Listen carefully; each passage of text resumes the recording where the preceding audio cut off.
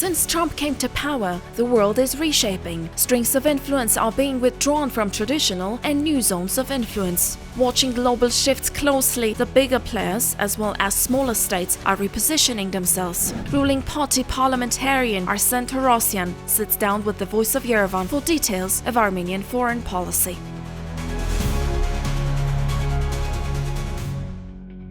Thank you for this opportunity. My pleasure. We are witnessing the shaping of a new world order. What's the role that the government of Armenia sees for Armenia in this emerging geopolitical reality? Well, your question is quite broad, I guess, and we can speak about that for hours. Philosophical in a sense.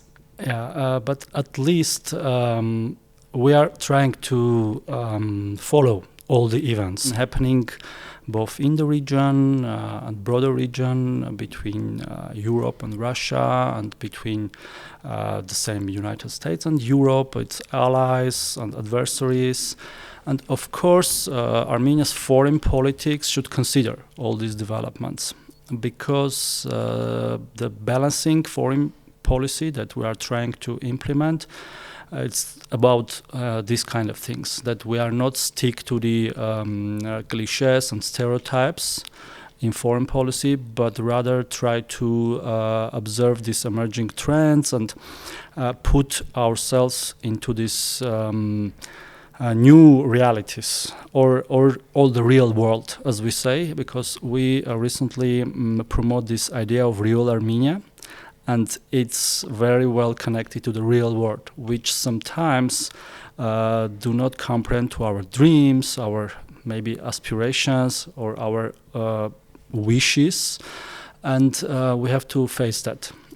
Because if we do opposite, we will lose ourselves in this turmoil, a big political turmoil. We sometimes heard that we are seeing tectonic shifts.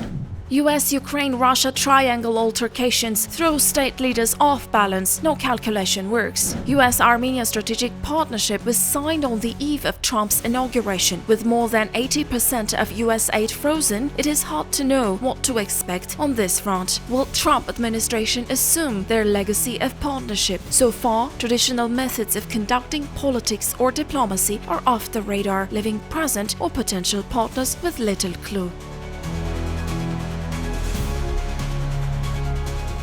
Are you saying that the government of Armenia, or the ruling party, is in pursuit of a political identity?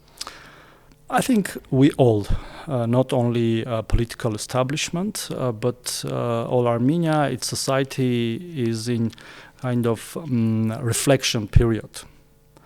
Where we come from, where we go, and this is very important conversation between the people, between the politicians and again their voters.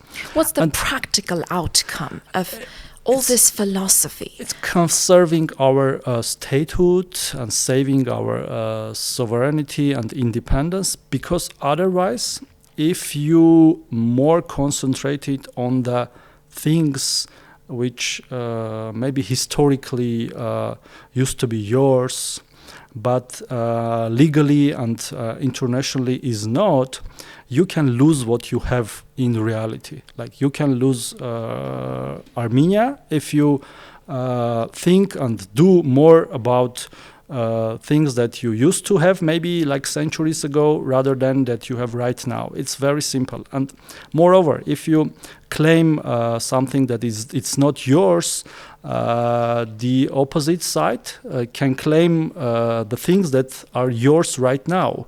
So you have to think twice before making this kind of claims on all levels. And we try to explain this to our people, and the recent manifesto by the Pashinyan, the Prime Minister of Armenia, about real Armenia, it's all about that, so that we put our effort, we concentrate our efforts, time, energy, resources, everything that we have on Armenia that belongs to us, legally, internationally, and rather than look around, it whether it be west or east, north or south, but which are not ours, and making our neighbors or potential adversaries to do the same against us, because it's two-way move, two-way act. Traffic. Yeah. It's not like you are doing things and someone will not react. They will react, of course. Are you not scared of the internal criticism that this is an attempt on the side of the ruling party to erase historic memory? We hear this criticism, but we are so transparent, and we are putting so much effort to explain everything to our people that I think they understand us. Of course, some part of political establishment, maybe even majority of political forces, are against that, because their political strength is coming from these non-real things, and when they lose their political ground of these kind of things, this historical justice, etc., they have nothing to say to the citizens of real Armenia that live right now here in Armenia. They have real problems right now here in Armenia. They want to raise their children in Armenia, and they will be, of course, against that. We are not erasing anything. We have our own history, bitter experience, good experience. But based on that history, we got this land. Actually, our territory, our beloved country, which we have to keep and preserve, not the opposite. This is the debate, whether we have to preserve our country that we have right now, putting every effort, working tirelessly from day and night, or sitting in our chairs and dreaming about things that we will never have. In a lengthy philosophical analysis, the ruling party parliamentarian shows that all they want is a thriving country in peace. From political philosophy to real politics, given the post-Trump crack between the US and Europe, do you believe that Armenia's shift towards the EU was well calculated or even timely? Look, I wouldn't say that we have done a shift towards Europe, even if we are criticized even for these words.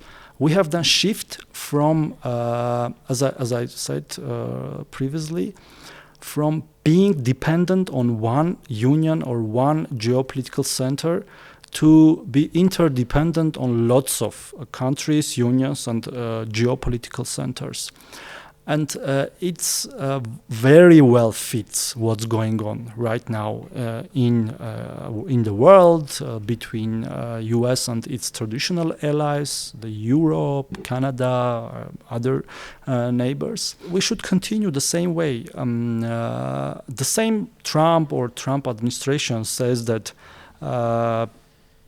the world is not the same that it was like 50 years ago, like post World War II war, and lots of things has changed even regardless of his post or his administration. And they are considering these realities too. They can be, how to say, perceived by someone or not well perceived by someone, but this is the reality. This is what we have. And we, our foreign ministry, we as parliamentarians, our diplomatic missions, considering this, trying to work with the same EU, with its new challenges, and the same United States with its new administration. And I think if we keep this paradigm of real world with its real problems in the center, we can succeed. If we won't do it, we may fail, of course.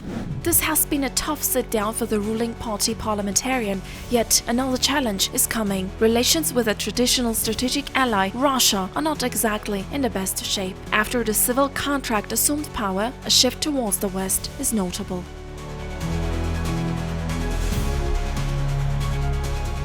The art of diplomacy is about making foes into friends. You are to an extent succeeding to do this with Azerbaijan and Turkey, with whom we have a long, scarred history.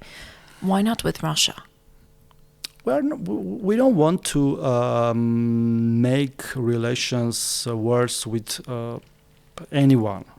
The same Russia. We're not going to make them enemies, but they should understand that we are a sovereign country with its sovereign national interests, and we should pursue this interest, not the opposite.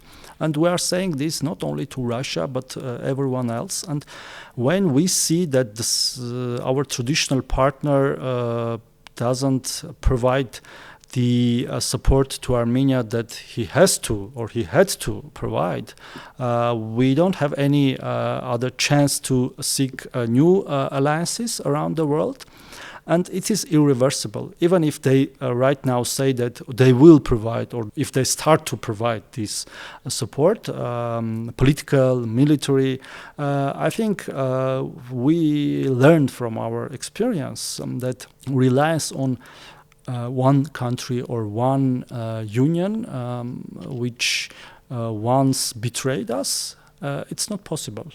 We have to diversify these two, and but I wanted to frame this as making friends to enemies, even if it is, we have not started that war between the friends.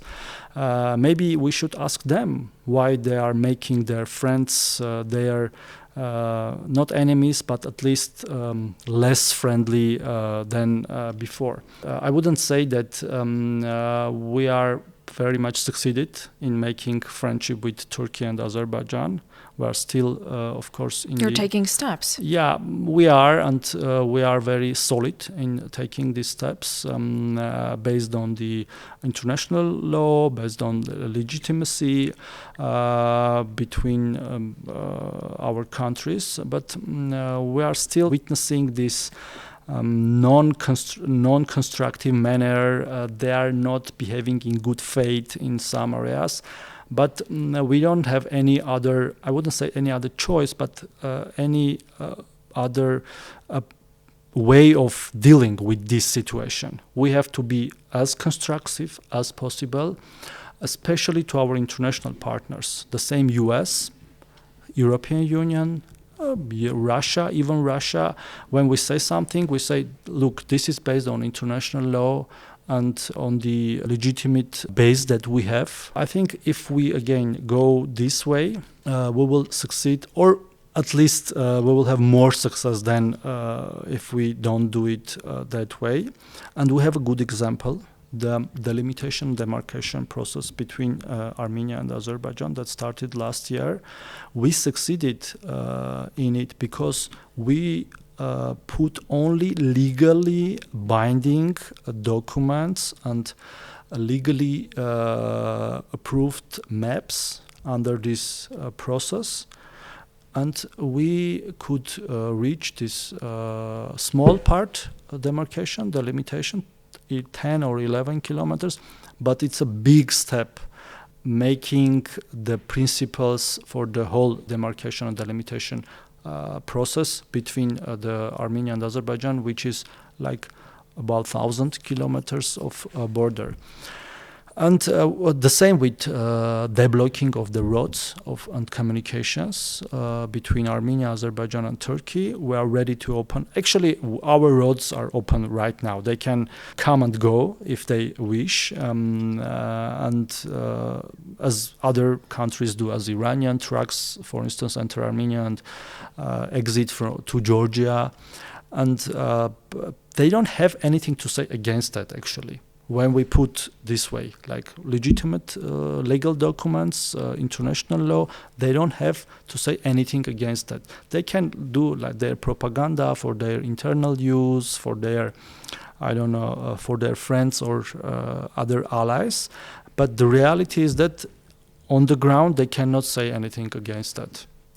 The opposition blames you, the government, for excessive concessions to Aliyev. What kind of? Which you call diplomacy, they call excessive concessions. Even the demarcation that you see as an indicator of success, they see as giving away villages that belong to Armenia before that. Which is not true.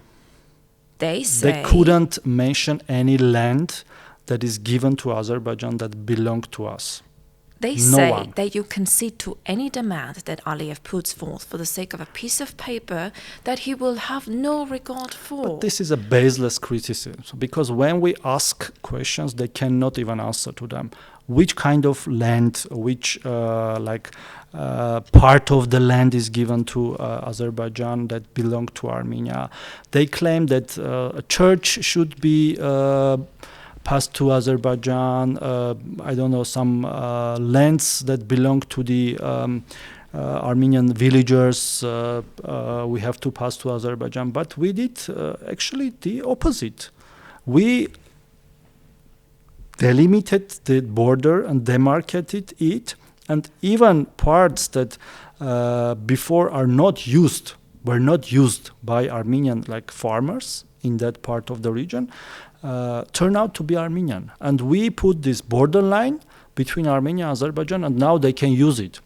Of course, there are some lands that used to be used by Armenian farmers that not belong to us, and they knew about that. These farmers, Armenian citizens, knew that this is not ours, this was not ours, and that's why they understood why this is necessary. And if you ask ordinary Armenian person that is not very much politicized, not for the ruling party or not for the opposition, they would answer you that of course we need a state border.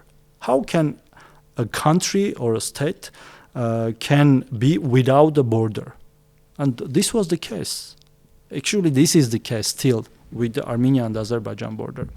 We have only two borders actually delimited and demarcated between Turkey and Iran, and this is because of Soviet Union, or thanks to Soviet Union, because it was done in the Soviet times. And now we want to have, by the way, the same is with Georgia. We don't have fully delimited and demarcated border with Georgia. It's 50 to 60% done. We are going to make it happen too.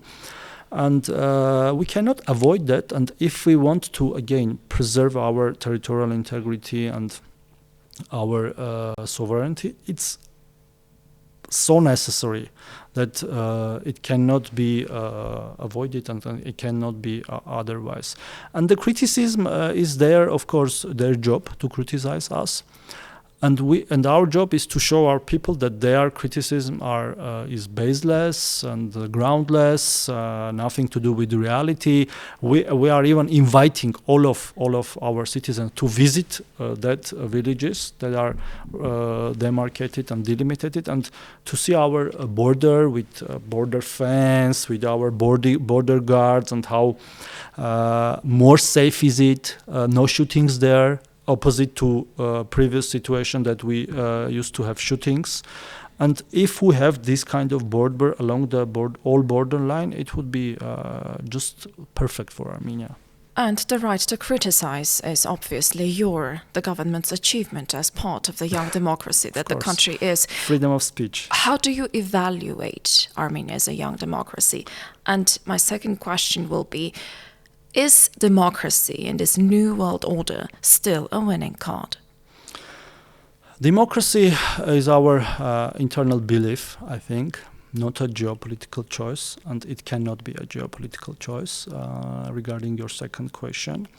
So yes, it will be a winning card, because democracy, even this young democracy, showed that to keep country as stable as possible after the events of 2020, after the war of 2020, domestic political turmoil, the only thing that kept Armenia safe actually is democracy, especially parliamentary democracy. And we are going to strengthen it, develop it, and not the opposite. Regarding your first question, freedom of speech, or how you evaluate our young democracy. Of course, there are lots of challenges. Actually, even in old democracies, there are very even the same challenges. Maybe our institutions are not so strong enough yet, and we have to work on that so that they work regardless of political wishes of ruling elites or political establishment. When, especially in times of crisis, when something happens to the country, because we saw, of course, the sometimes the opposite things. For instance, I can bring the example of statement of armed forces, joint chief of staffs that should be apart from politics, but made a political statement. This is again weakness of a institution. Military forces should be out of domestic politics, and we have to strengthen it, both legally, like adopting laws that make this happen, and also culturally. So it also takes time. I think as we go forward with this path, these institutions will be more and more stronger and stronger.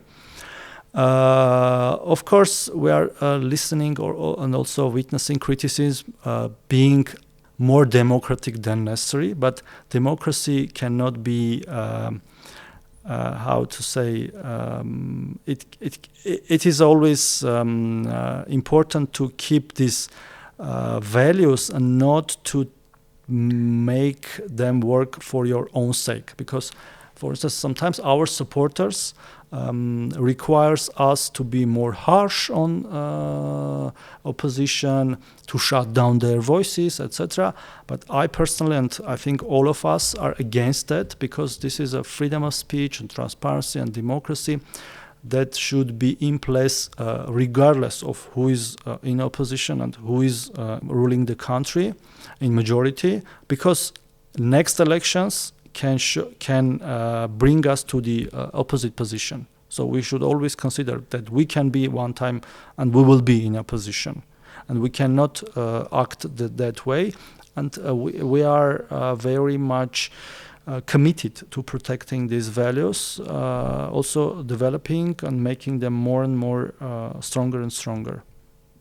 What steps is the Armenian government taking to boost economic development to attract foreign investment? Well, I think it's a matter of another interview with you with a very broad question. Starting from targeted programs, like when we see that this sphere should be developed, like IT, agriculture, development of real estate, etc. And ending with making rule of law so solid in the country so that investors understand that their investment are protected not only by my promises or promises of Prime Minister, but by the law. This is, I think, the most important part. Also, we are trying to diversify our economy, as we spoke about politics. It also applies to the economy, because when you have dependence on one country, you are very weak and in terms of their influence to you, and you have to diversify between the countries. That's why we are now, for instance, providing assistance to those manufacturers that are ready to export their goods to EU and UK. And we are ready to subsidize their tariffs, import tariffs, to make them start working with EU and UK, also learning how to work with them. And it also applies to the other nearby or farther partners. But again, I'm not the right person to comment much on this. I think our economy partners can do much better than me. But actually, foreign economy is the biggest part of the foreign policy. Thank you. Thank you. The ruling party chose democracy as a path to power, to win domestic sympathy, and a tool to grow closer to the West. Expectations were high with the signing of a strategic partnership with the US on the eve of Trump's inauguration. What will the fate of the partnership be? Will Trump assume the legacy of Armenia-US partnership? We will be watching events closely as they unfold.